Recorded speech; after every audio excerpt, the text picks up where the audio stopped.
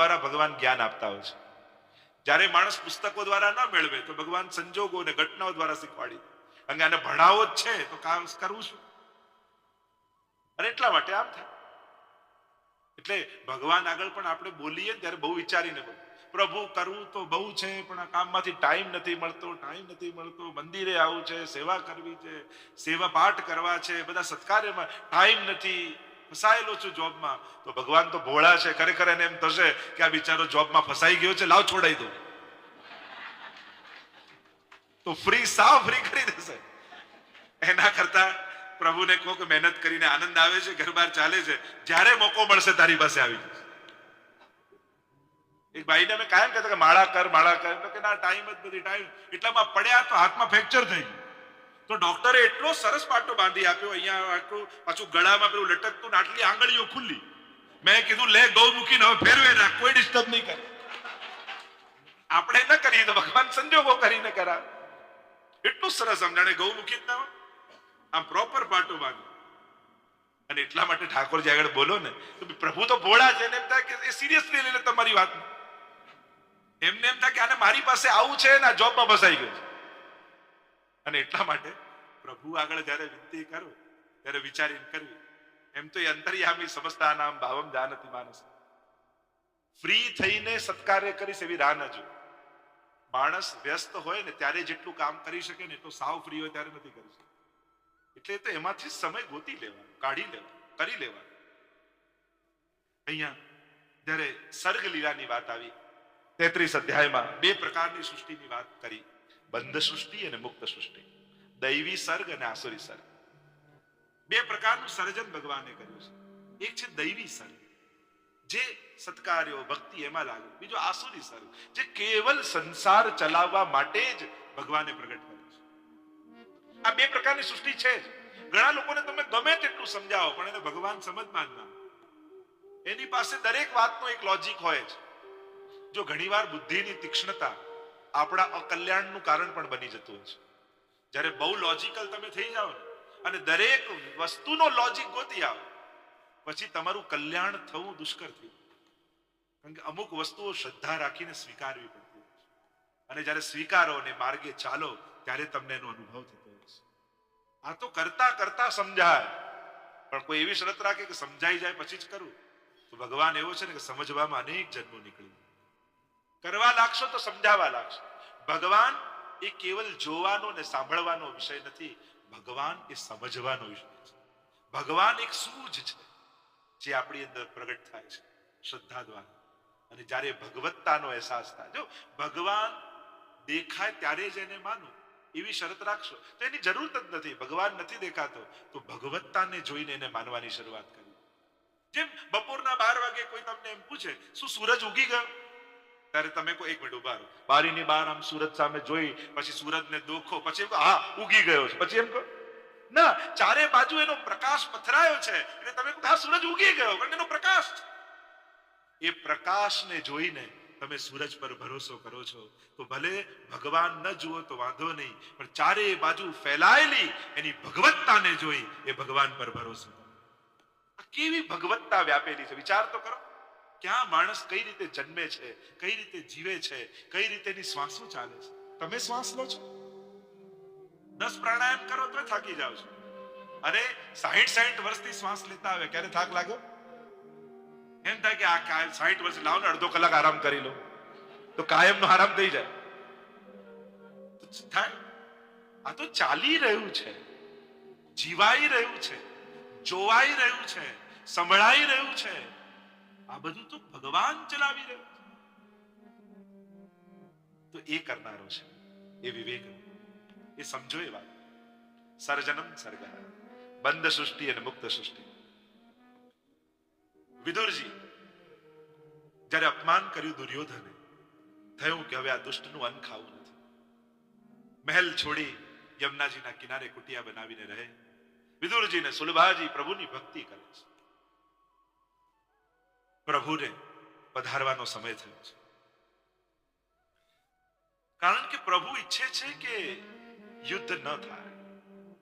પ્રભુએ છેક સુધી કોશિશ કરી છે કે કૌરવો અને પાંડવોનું યુદ્ધ ટળી જાય. બહુ બને મનાવવાની કોશિશ. છેલ્લે ભગવાને કહ્યું કે હું દૂત બનીને આવું, દુર્યોધનને સમાધાન કરું અને યુદ્ધ ટાળું. પણ જ્યારે માણસની બુદ્ધિ બગડે છે ને, ત્યારે એને ભગવાન પણ સમજાવી શકતા નથી. જાકો પ્રભુ દારૂણ દુઃખ દેઈ, તાકી મતી પહેલે હર લે. એટલે જ કહ્યું તુલસીદાસજી, પ્રભુ જેને દુઃખ આપવાના હોય ને એની બુદ્ધિ પહેલા લે. બુદ્ધિ નાશાત પ્લસ. ગીતાજીમાં તો ચાર્ટ આપ્યો ને કે એક ખોટો વિચાર માણસના પતન સુધી એને લઈ જાય છે. જહાં સુમતિ તહાં સંપત્તિ નાના, જહાં કુમતિ તહાં વિપદ નિધાના. એ દુર્યોધનનો પક્ષ, એક પાપીનો પક્ષ લઈને કેટલા પુણ્યશાળી જીવાત્માઓએ પણ મૃત્યુને ભેટવું પડ્યું મહાભારત. જોયો તો ખરા. એટલે માણસ ખોટાના પક્ષે ઉભો રહે ને તો પણ પતનનો ભય હોય છે. એક દુર્યોધનનો પક્ષ, કારણ કે બધા ગાદીને બંધાયેલા રહ્યા પણ ધર્મ અને અધર્મનો વિચાર નથી. મહાભારતના યુદ્ધમાં તમે વિચાર કરો કેવી વિચિત્રતા. એક બાજુ 11 અક્ષોહિણી, એક બાજુ 7, અને કૌરવ પક્ષે કેવા કેવા લોકો. 3 તો એવા છે કે જે અમર છે. અશ્વત્થામા, બલિર વ્યાસો, અનુમાસો, વિભીષણ, કૃપા, પરશુરામશ્ચ, કૃપાચાર્ય, દ્રોણાચાર્ય પણ કેવા, અને ભીષ્મજી કેવા કે જેને ઈચ્છા મૃત્યુનું વરદાન. એટલે આવા લોકો એ છે કે જેને કોઈ મારી જ ના શકે, અમર છે. બધા જ જાણે છે કે જીતવાના તો પાંડવો છે, કારણ કે એમની જોડે કૃષ્ણ છે. જેટલા બળશાળી લોકો સામે છે અને બધાને ખબર છે કે અમે હારવાના છે. અને સાધારણ દ્રષ્ટિ વર્ગીકરણ કરવા જાવ તો બધી જ સંભાવના એવી છે કે કૌરવો જ જીતે, બધી જ સંભાવના. અને એટલા માટે સંખ્યા અને બળથી નથી જીતાતું, કૃપાથી જીતાય છે. ભગવાનને જેણે પોતાના પક્ષે રાખ્યો છે, વિજય એનો જ થાય છે. જે વચન અર્જુન બોલી રહ્યો છે, શરૂઆત ગીતાજીની થી, ધર્મ ક્ષેત્રે કુરુક્ષેત્રે સમવેતા યુત્સવ મામકાહ પાંડવાશ્ચૈવ કિમ અકુર્વત સંજય. ધૃતરાષ્ટ્ર બોલે મારું અને તારું. એ જ વાત મોહ રૂપે અર્જુનના મનમાં આવી, અને અર્જુન કે મારા ઉભા છે અને એમને કેમ મારું. ભગવાનને આશ્ચર્ય થયું કે ધૃતરાષ્ટ્ર આની અંદર ક્યાંથી આવી ગયા. જે મારા તારાની વાત ત્યાં ધૃતરાષ્ટ્ર કરે છે, જે અંધ છે, થોડા સમયમાં એ જ વાત અર્જુનના મુખે સાંભળી. આ તો મારા સ્વજન ઉભા છે, મારા પિતામાં, મારા બંધુઓ, મારા સખા, મારા વડીલો, એમને કેમ મરાય. ભગવાન કે અહીંયા તું મારું તારું કરવા નથી આવ્યો, અહીંયા તો ધર્મ અને અધર્મનું યુદ્ધ ચાલે છે. મને તને જીતાડવામાં કોઈ રસ નથી. ધર્મ હમણાં તારા ખભે ઉપર બેઠો છે એટલે તારા પક્ષે ઉભો છે. અને 2 પ્રકારનું અજ્ઞાન આવ્યું અર્જુન. એક તો હું મારીશ તો મરી જશે, અને બીજો અહંકાર શું આવ્યો, હું નહીં મારું ને તો બધા બચી જશે. અરે તું નથી બચાવનારો, તું નથી મારનારો, આ બંનેમાં તારો અજ્ઞાન છે. એટલે ભગવાન છેક સુધી કોશિશ કરે છે કે યુદ્ધ ન થાય. કારણ કે ભગવાનને એક વસ્તુ ગમતી નથી, અને એ છે ક્લેશ. જો કૃષ્ણદાસ મેઘન એકવાર મહાપ્રભુજીને પ્રશ્ન કર્યો કે ઠાકોરજીને શું ગમે અને શું ન ગમે. ત્યારે મહાપ્રભુજી બહુ સુંદર ઉત્તર આપ્યો. પ્રભુને 2 વસ્તુ ગમે છે. એક, પ્રભુને માખણ બહુ પ્રિય છે, અને બીજું ઠાકોરજીને એમના ભક્તો બહુ વાલા છે. અને પ્રભુને 2 વસ્તુ નથી ગમતી. એક, ધુમાડો ઠાકોરજીને નથી ગમતો, અને બીજું, ઠાકોરજીને ક્લેશ નથી ગમતો. એટલે જે ઘરમાં ઠાકોરજી બિરાજતા હોય ત્યાં ક્લેશ ન થવો જોઈએ, કારણ કે પ્રભુને ગમતું નથી. ત્યાં આનંદ રહેવો જોઈએ. આપણા ઘરે પ્રભુ બિરાજ, આપણને એમ થાય કે મેં પઢાડ્યા ઠાકોરજીને એટલે સુઈ ગયા, હવે સાંભળશે નહીં, જોશે નહીં, બોલશે નહીં. પણ એ સુએ એવો નથી. એ તો તમને સાંભળતો જ હોય છે, એ તો તમને જોતો જ હોય છે. એટલે ભગવાન દેખાય, ભગવાન દેખાય, ભગવાન દેખાય, એની ચિંતા પછી કરજો. પણ ભગવાન મને દેખી રહ્યો છે એની ચિંતા પહેલા કરજો. એ દેખાય તો પછીની વાત, પણ એ દેખી રહ્યો છે એ યાદ રાખો ને તોય ઘણું છે. ખાલી એટલું યાદ રાખો, ભગવાન મને જુએ છે. કારણ કે જ્યાં આપણને એવું થાય ને અહીંયા કોણ જોનારું છે, ત્યાં જ પાપની શરૂઆત થતી હોય છે. જે ભક્તે બીજી કોઈ સાધના ન કરો તો વાંધો નહીં, આંખો બંધ કરીને કલાક ન બેઠા રહો તો વાંધો નહીં, પણ આંખો ખોલીને એ રીતે જુઓ કે ભગવાન મને જુએ છે. બસ એટલું યાદ રાખીને જે જીવે એના હાથે ક્યારે પાપ નથી થતું. ભગવાન આવ્યા છે દુર્યોધન પાસે, નક્કી કર્યું છે કે હું મનાવવા જઈશ. અને ભગવાન આવી રહ્યા છે એટલે સમસ્ત નગરવાસીઓ ગામની બહાર આવીને ઉભા રહી ગયા છે. ભગવાન આવે છે. વિદુરજીને પણ સમાચાર મળ્યા. સુલભાજીએ કહ્યું કે મારે પણ પ્રભુના દર્શન કરવા જવું છે. વિદુરજીએ કહ્યું જરૂર આપણે જઈએ. અને ઝાડની આડમાં ઉભા રહી ગયા બંને. અને જ્યાં પ્રભુ પધાર્યા, સ્વાગત થઈ રહ્યું છે, પુષ્પની વર્ષાઓ થઈ રહી છે. પ્રભુનો રથ આવ્યો. પ્રભુ બધાના નમસ્કાર ઝીલતા જાય, સ્મિત કરતા જાય, પ્રસન્ન થાય. આપણા ઠાકોરજી છે ને સદાય હસતા રહે છે. ઠાકોરજીનું મુખારવિંદ ક્યારે ચઢેલું, પડેલું, ઉતરેલું જોયું તમે? આપણા બધાના ચહેરા કેવા? ક્યારેક ચઢેલા હોય, ક્યારેક પડેલા હોય, ક્યારેક ઉતરેલા હોય, ક્યારેક બગડેલા હોય. અમારા ઠાકોરજી તો સદાય હસતા. એ બંધ સ્મિત અમારા ઠાકોરજીના મુખારવિંદમાં સદાય સદાય હસતા, સદાય પ્રસન્ન. આપણે પોતે રાજી રહીને પણ પ્રસન્નતાનું વાતાવરણ તો પથરાવી શકીએ. તમે સુખી ભલે ન હો પણ રાજી તો રહી શકો છો. જો ઘણીવાર આપણે રાજી રહેવું પણ સુખી થવા પર ડિપેન્ડ રાખે છે. દુઃખ સુખ ચાલે, પ્રસન્ન રહે. તમારો ચહેરો જોઈને કોઈને આનંદ થાય એ રીતે રહે. સાધારણ ફોટો પડાવવો હોય, ફોટો સારો આવે એના માટે ફોટોગ્રાફર સૌથી પહેલા શું કહે? Smile please. એવું કે ને? તો ફોટો સુધારવા માટે હસવું પડે તો આ જીવન સુધારવા માટે પ્રસન્ન ના રહેવું પડે. ફોટો સારો આવે એના માટે બે વસ્તુ જોઈએ. એક ચહેરા પર સ્માઇલ અને બીજું બેકગ્રાઉન્ડ સારું હોવું જોઈએ. એમ આપણું બેકગ્રાઉન્ડ સારું હોય, આપણો ભૂતકાળ સારો હોવો જોઈએ, અને બીજું મુખ પર પ્રસન્નતા હોવી જોઈએ, સ્મિત રાખે. આમ ઘણા તો હસવાનું કે ફોટોગ્રાફર તોય હસે નહીં, કારણ કે આદત જ છૂટી ગઈ હોય. સાવ આદત જ હસવાની ના રહી. એવા હસે જાણે રડી રહ્યા હોય. ફોટો જુઓ તેમ લાગે રડે છે. તો અમારા ઠાકોરજી તો સહજ સ્મિતા. મહાપ્રભુજીનું પણ નામ છે ને સહજ સ્મિત છે. પ્રસન્ન વદન છે પ્રભુ, હસિતમ મધુરમ. પ્રભુ હસે છે અને એટલા માટે ભક્તોએ પણ હસતા રહે, પ્રસન્ન રહે, આનંદ માને. બહુ ભાર રાખી નહીં જોઈએ, બહુ ટેન્શન માની રહે. પ્રસન્નતામાં પ્રસન્નતા ગોતી લે. પ્રભુ બધા સામે સ્મિત કરતા કરતા કરતા પધારે છે. ચારે બાજુ જયઘોષ થઈ રહ્યા છે, પુષ્પની વર્ષા થઈ રહી છે, અને ઝાડની આડમાં વિદુરજી ને સુલભાજી દૂરથી દર્શન કરી રહ્યા. ઘણી વાર કોઈને જોવાનો એ પણ આનંદ હોય કે એ આપણને ના જુએ એમ આપણે ઈચ્છા, પણ આપણે એને જોયા કરીએ. આ પ્રેમીનો સ્વભાવ હોય. કારણ કે જુએ તો પછી સાવધાન થઈ. અને આ ફોટોમાં પણ જ્યારે પડાવવા જઈએ ત્યારે સારા ફોટા ના આવે, પણ આપણું ધ્યાન ના હોય ત્યારે પડે ત્યારે સારો ફોટો. જ્યારે તમે ધ્યાન એટેન્શન થઈ જાવ પછી તમારું સહજતા જતી રહે, અને જ્યારે તમારું ધ્યાન ના હોય ત્યારે ખીચો ત્યારે સારું. એમ ઘણી વાર પ્રભુને પણ જોવાનો એ જ આનંદ હોય. ભલે આપ બધાને જુઓ, હું આપને જોતો. આપ ભલે ને બધામાં વ્યસ્ત રહો, આ બધા ઉપર કૃપા દ્રષ્ટિ કરતા રહો, પણ હું ખૂણામાં ઉભો કાંક મંદિરના છેલ્લે દિવાલ પર ટેકો લઈને બેઠેલો આપને જોયા. એ પ્રભુની સહજતા અને સુંદરતા કંઈક જુદી છે. અને સુલભાજી વિદુરજી દર્શન કરે, અને સુલભાજીએ કહ્યું કે પ્રભુ બધાની સામે જુએ, આપણી સામે દ્રષ્ટિ કરીને સ્મિત કરે તો. અને એટલામાં ઠાકોરજીની દ્રષ્ટિ ગઈ. અરે કાકાજી નમસ્કાર નમસ્કાર નમસ્કાર કરતા પ્રસન્ન થઈ ગયા. અરે ઠાકોરજી તો આપણા બધા મનોરથો પૂરા કરે છે.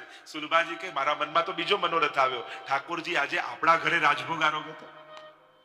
અરે ત્યાં 56 ભોગ બનાવીને દુર્યોધને રાખ્યા છે, આપણા ઘરે કોઈ આવતા હશે? પ્રભુ ક્યારે કોના મનોરથો પૂરા કરે ક્યાં ખબર હોય છે.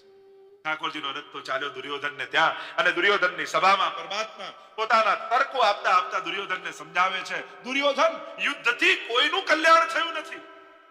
માની જા, 5 ગામ તું આપી દે, અને તને ન ગમતા એવા ગામ આપી દે. જે ગામમાં કાંઈ ન હોય એવા 5 ગામ આપી દે. હું પાંડવોને સમજાવી દઈશ, યુદ્ધ ટળી જશે. બાકી યુદ્ધ થયું તો બધાનું આ કલ્યાણ થશે. પણ દુર્યોધનની મતિ ભ્રમિત થયેલી છે. થયું કે સોયની નોક ઉપર જેટલી જગ્યા હોય એટલી જગ્યા પણ યુદ્ધ વગરની હોય. તો ભગવાને કહ્યું તો પછી થઈ જવા દઈએ. પ્રભુ જવા લાગ્યા. દુર્યોધન કે પણ ભોજન માટે આપણી બધી તૈયારીઓ થયેલી છે, આપ ભોજન કરીને તો જાઓ. પ્રભુ કે 2 જગ્યાએ ભોજન થાય, 2 અવસ્થામાં ભોજન થાય.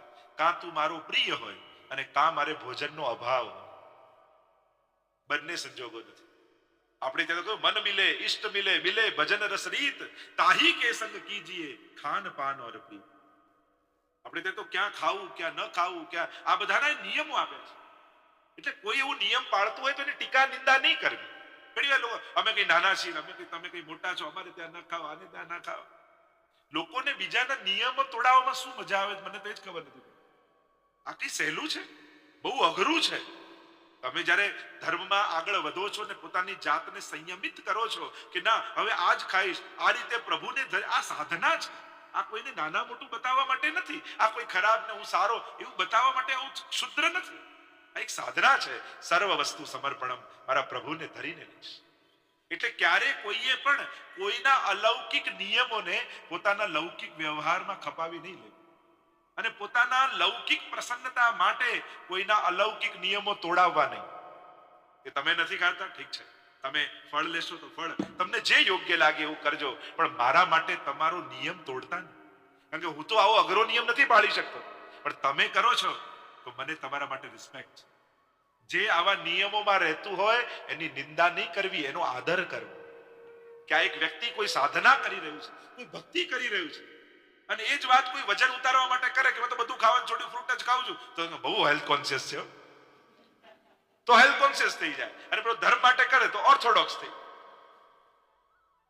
એ યોગના નામ પર કરે, ધ્યાનના નામ પર કરે, પેલા ડાયટિંગના નામ પર કરે તો સારું, પણ ભગવાનના નામ પર ના પોસાય. તો એવા નાની સમજવાળા પણ નહીં રહેવું. સમાજે થોડું મેચ્યોર થવાની જરૂર છે કે કોઈ એની સાધના, કોઈ એની ભક્તિ કરતો હોય તો નિંદા કરવા કરતા એનો આદર કરજો, એના પ્રત્યે રિસ્પેક્ટ કરજો કે આ કઠિન સાધના તમે કરી રહ્યા છો. અહીંયા કહ્યું કે મારે ભોજન નહીં કર્યું તો આપને ભોજન કરાવશે કોણ? પ્રભુ કે મારો રાજભોગ તો ક્યારનો તૈયાર છે. રથ પર સવાર થયા, કહ્યું સારથીને તું વિદુરજીને ઘર સુધી લઈ, અને પધાર્યા છે વિદુરજીને ત્યાં. સુલભાજી સ્નાન કરવા પધાર્યા છે. વિદુરજી સ્નાન કરીને માળા ફેરવી રહ્યા છે. શ્રી કૃષ્ણ શરણમ મમ, શ્રી કૃષ્ણ શરણમ મમ, શ્રી કૃષ્ણ શરણમ. અને પ્રભુ દ્વાર ઉપર આવ્યા અને દરવાજો ખટખટાવ્યો. વિચાર કરો, તમે ઘરે માળા કરવા બેઠા હો, દરવાજો ખટખટે અને દરવાજો ખોલો અને સામે ઠાકોરજી ઉભા હોય તો વિદુરજી જ્યાં ઉભા થયા, દ્વાર ખોલ્યું અને સામે સાક્ષાત પ્રભુ દેખાયા. આજ ગોપાલ પાહુને આયે, નિરખી નયન અઘાયરી. એ પ્રભુ પધારે હે, જીવનમાં મંગલ થયું. આનાથી ઉત્તમ બીજો સમય કયો હોય? મારા નાથ, મારા ઠાકોરજી આવ્યા છે. આજ ગોપાલ પાહુને આયે, નિરખી નયન અઘાયરી. કે નિરખું કે ટહલ કરું, એકો બનત ન ઉપાય. આંખો એની સામેથી હટતી નથી. બુદ્ધિ કહે છે વ્યવસ્થા કર, આસન બિછાવું, ફલ લાવું, પ્રભુને પધરાવું, પણ આંખો એના મુખારવિંદથી હટતી નથી. આજની ઘડી તે રડિયામણી, મારા વાલાજી પધાર્યાની વધાવી. મિલે ગોપાલ સોહી દિનની કો. પ્રભુ આપણા જીવનમાં પ્રવેશ કરે, એનાથી ઉત્તમ બીજો દિવસ કરે. ભલે જો આયે લાલ ઠીક દોપહર કી બિરિયા, શુભ ઘડી, શુભ નક્ષત્ર, શુભ પલ, શુભ બિરિયા. પ્રભુ પધારવાના હોય, આપણે કે લક્ષ્મી ચાંદલો કરવા આવે ત્યારે મોં ધોવાના જોઈએ, એમ ભગવાન જ્યારે અલૌકિક અને સત્કર્મ કરવાના અવસર આપે ત્યારે લૌકિકની વ્યવસ્થા કરવા ન જોઈએ. એ તો ઝડપી જ લેવાનું. અમુક અવસર મળે તો ચૂકવાનું, કારણ કે અવસર બેર બેર નહીં આવે. મોકાઓ વારે ઘડીએ નથી મળતા. અને સારા કર્મોની તકો જ હોય છે. વર્ષો નથી હોતા, મહિનાઓ નથી હોતા, ઘડીઓ હોય છે, ક્ષણો હોય છે. જો પાપ અને પુણ્ય, સદવિચાર અને દુર્વિચાર, ક્રોધ તમે 24 કલાક કરી શકો ના? 2-5 મિનિટ. ઘણા લોકો કહે ને મને તો 5 મિનિટ આવે પછી કાંઈ નહીં, પણ એ 5 મિનિટમાં બધું વિખેરી નાખ્યું એનું શું? આમ 5 મિનિટ આવે પછી કાંઈ, પણ બોમ્બ ફોડી દીધો, હવે શું થાય? બગાડવામાં 5 મિનિટ લાગે પણ સુધારતા વર્ષો નીકળી. હા, આ તો પછી ગાંઠ પડી જાય તો એ તો ગાંઠ પડી જાય પછી ગમે તેટલું સાંધવા જાય. ના ના, મારા દિલમાં નતું, બોલાઈ ગયું. દિલમાં હતું એટલે જ બોલાયું. આપણો લોજિક જ કહો, આપણે કે મનમાં નતું કહેવાય ગયું, એવું કોઈ દિવસ હોય જ નહીં. મનમાં હોય ત્યારે જ કહેવાય. એટલે 5 ક્ષણો જ સાચવવાની છે, વર્ષો નહીં. આ બધા સારા અને ખરાબ વિચારો ક્ષણોમાં જ આવતા હોય. બસ એ ક્ષણોને પકડી શકો છો, ક્ષણોને ટાળી શકો છો. જીવનમાં આ જ શીખવાનું છે, નાનું નાનું, મોટું નહીં. વર્ષો કોઈ બેસાડીને સાધના નથી કરવાનું. હિંમત હોય કોઈને ક્રોધ કરવો છે, કોઈ કે કરવો છે તો 24 કલાક સળંગ કર તો કરવા દઉં, 5 મિનિટ નહીં કરવા દઉં. આપણે 5 મિનિટમાં સારું માનીએ, પણ એને શરત રાખવાની, તારે ગુસ્સે થવું છે ચોક્કસ થા, પણ 24 કલાક સળંગ કરવો પડશે, પણ એની તાકાત નથી. આપણે શું કરીએ, સારી સારી વસ્તુઓને બધી ટાઈમમાં બાંધીએ. સવારે 7 થી 9 સેવા કરવાની, 8 થી 9 બાળા કરવાની, હા કરવાનું, હા કરવાનું, અને ક્રોધ 24 કલાક કરવાનો. એટલે સારી વસ્તુઓને ટાઈમ ફ્રેમમાં બાંધી રાખીએ અને ખરાબ વસ્તુઓને 24 કલાક છૂટી મૂકી રાખીએ. તો ખરાબ વસ્તુઓને ટાઈમમાં બાંધી રાખવા, તો ક્રોધ કરવાની બધાને છૂટ, પણ સવારે 3 થી 4 માં જ કરવાનું. કોઈ જાગ્યું જ ના હોય એટલે પોતાનું માથું પછાડીને થાકી જાય. ચલો બધાને છૂટ, ખોટું બોલવાની છૂટ, ક્રોધ કરવાની, લોભ કરવાની, ઈર્ષા કરવાની બધી છૂટ, સવારે 3 થી 4 માં કરજો, કોઈ જાગ્યું ના હોય ત્યાં. તમે એ ટાઈમ ફ્રેમમાં બાંધી રાખો કે ચલો અઠવાડિયે ક્રોધ કર્યા વગર નથી રહી શકતા, તો ખાલી સોમવારે ગુસ્સો કરીશ, બાકી 6 દિવસ નહીં કરું. આવું ભાવે? બધી લૌકિક આવી વસ્તુઓ જે જીવનને બગાડે છે એ 24 કલાક કરવા જોઈએ છે, અને જે ઉદ્ધાર કરે છે એ બધાને કલાક, 2 કલાક, 3 કલાકમાં બાંધી રાખી. બસ હવે તો 2 કલાક સેવાનો ટાઈમ પૂરો, હવે પાઠ નહીં કરવાનો, હવે નામ નહીં લેવાનું, ટાઈમ પૂરો થઈ ગયો. તો એટલા માટે આ બધી દુર્ભાવનાઓને બાંધી રાખો સમયમાં, અને સદભાવનાઓને 24 કલાક રાખો, કારણ કે એ તમારો સ્વભાવ છે. તો એટલા માટે થોડી વાર જ કરું છું એવું કરીને પોતાની જાતને બચાવો નહીં. કરવો છે તો 24 કલાક કરીને બતાવો. ક્રોધ કરો છો, ચલો આટલું તો નક્કી કરો, જે વ્યક્તિ પર કર્યો એ વ્યક્તિ સુધી સીમિત રાખશો, એ જ ગુસ્સો બીજા ઉપર નહીં ઉતરે, આટલું નક્કી રાખશો. જે રૂમમાં તમે ગુસ્સો કર્યો, ડ્રોઈંગ રૂમમાં કર્યો, તો એ ગુસ્સો ડ્રોઈંગ રૂમમાં જ રહેવો જોઈએ, પછી કિચન, બેડરૂમ, બીજા રૂમ સુધી નહીં જાય, એની ખાતરી આપશો. જે ગુસ્સો કર્યો એ તારીખ સુધીમાં જ ખતમ થઈ જવો જોઈએ, 25 તારીખે થયો તો 26મી ન પહોંચવો જોઈએ, એ ગેરંટી આપશો. ચલો આપણે ક્રોધને થોડું વ્યવસ્થિત કરી દઈએ, કે એને પ્રોપર જગ્યાએ કઈ રીતે યુઝ કરવું એ નક્કી કરી દઈએ, કારણ કે આપણે નક્કી નથી કરતા એટલે ગમે ત્યારે કરી લઈએ છીએ. તમે એને નક્કી કરી, જો ભક્તિ કરવાનું કેવું નક્કી કરી લઈએ છીએ કે આ ટાઈમમાં આટલા વાગે આ રીતે, તો ત્યારે જ થાય છે.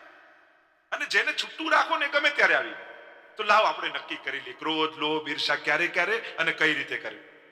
એકવાર જો બેસીને નક્કી થઈ જાય તો પછી ચિંતા ન રહે, અને ગમે ત્યાં વાપરી ન દઈએ.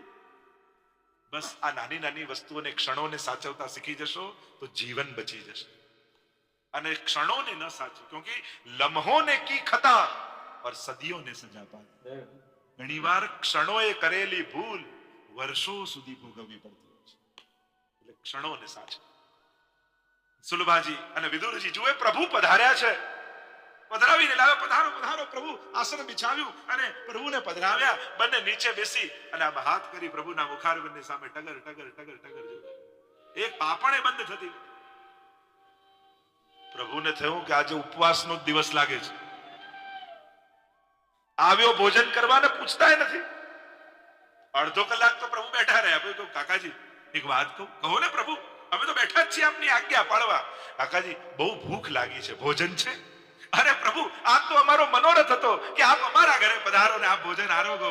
દોડતા દોડતા સુલભાજી ગયા અને પ્રસિદ્ધ કથા છે કેળા પડ્યા હતા, કેળા લઈને આવ્યા અને આમ છાલ છોલે, પણ દ્રષ્ટિ તો ઠાકોરજી સામે, એટલે કેળું ફેંકે છાલ આપે. પ્રભુને થયું કે ગીતાજીમાં મારે કહેવાનું જ છે, પત્રમ પુષ્પમ ફલમ તોયમ યોબે ભક્ત્યા પ્રયચ્છતિ તદહમ ભક્તિ રૂતમ અસ્નામી પ્રયતાત્મનઃ. એવું ખાવું છું તો લાવ બોલતા પહેલા પ્રેક્ટિકલ કરી લો. પ્રભુ છાલ આરોગવા લાગે અને વિદુરજી ની દ્રષ્ટિ પડી કે અરે સુલભા ये क्या कर रही हो, ऐसे प्रभु को आरोगाया जाता. લાવ લાવ મને આમ છાલ છોલી, કેળું લીધું, છાલ ફેંકી. પ્રભુ આ આરોગો, આમાં આનંદ આવશે. પ્રભુ આરોગ્યા, સ્વાદ લીધો ને એટલું બોલ્યા, કાકાજી માફ કરજો, જે છાલમાં મીઠાશ હતી એ કેળામાં નથી. જે ભાવ સુલભાજીનો હતો, આપણે ત્યાં તો પદ્મનાભદાસજીની વાર્તા આવે ને, કઈ જ નતું ઘરમાં, ભોગ ધરવા તો છોલે લેતા, એની ડગલી કર્યા, દાલ છે, આ ભાત છે, આ શાક છે, આ કઢી છે. અને પ્રભુ એ રીતે આરોગ્ય, જે પ્રસાદ લે એને એ છોલેમાં એવો સ્વાદ. અને જયારે પદ્મનાભદાસજી ગુસાઈજીને ત્યાં પધાર્યા, મોટો 56 ભોગ ગિરધરજીએ કર્યો, અને ત્યારે મથુરાધીશને પૂછ્યું કે બાબા 56 ભોગમાં આનંદ તો આવ્યો? ત્યારે મથુરાધીશ એટલું બોલેલા કે આનંદ તો આવ્યો બાબા, પર વો આનંદ નહીં આવ્યો જો પદ્મનાભદાસજી કે છોલા મેં આતો. કારણ કે એનો સ્વાદ તો હજી મારી દાઢમાં રહેલો છે, મારી જીભમાં હજી એ સ્વાદ ફરે છે. અને આ 56 ભોગમાં હું પદ્મનાભદાસજીના છોલે ગોતું છું કે જો એ છોલે મળી જાય તો જ મને ઉડકાર આવે. આ ભાવ પ્રસન્ન થયા છે પ્રભુ. આપણો મનોરથ તો વર્ષોનો હોય, પણ જયારે પૂરો થાય જો મનોરથો તો ઘણા કરે, પણ ભાગ્યશાળી હોય ને એના મનોરથો ઠાકોરજી પૂરા કરતા. ઉત્તમ મનોરથો આપણે કર્યા હોય અને મનોરથ વગરનું મન રાખવું પણ નહીં. વૈષ્ણવે તો એનું મન મનોરથોમાં બાંધી રાખો. જો ઠાકોરજી કૃપા કરશે ને તો આમ કરીશ. એક વર્ષનો એક મનોરથ વિચારો, 6 મહિનાનો એક મનોરથ વિચારો, 1 મહિનાનો એક મનોરથ વિચારો, અઠવાડિયાનો એક, જેથી એનું ચિંતન રહે. જેમ થાય કે ડિસેમ્બરમાં યાત્રા કરવા ભારતમાં જવું છે તો આખું વર્ષ ચિંતન થાય ડિસેમ્બરમાં વ્રજયાત્રામાં જવું છે, વ્રજયાત્રામાં જવું છે. વર્ષનો મનોરથ એવો 6 મહિના ઠાકોરજીનો અન્નકૂટ જરૂર કરીશ, ઠાકોરજીનો આ મનોરથ જરૂર કરીશ. ચિંતન બન્યું. મનને ઉત્તમ વિષયોમાં બાંધી રાખો જેથી એ ક્યાંય ભટકી ન જાય. મનોરથ વગરનું મન ન રાખો. આ વૈષ્ણવ મનમાં અનેક મનોરથો લઈને પછી ઠાકોરજી સન્મુખ જાય તો ઠાકોરજીની સેવામાં આનંદ આવે. કછુક મનોરથ મન મેં કીને, આપણે તો નિત્ય લીલામાં ગાઈએ છે ને, પ્રાત સમય ઉઠી કે બ્રજબાલા ગાવત મંગલ ગીત રસાલા કર શ્રૃંગાર મથનિયા ધોવે અપનો અપનો દહ્યો બિલોવે और કછુક મનોરથ કે પકવાન થાર સજોવત. મનમાં મનોરથો લઈને જવું.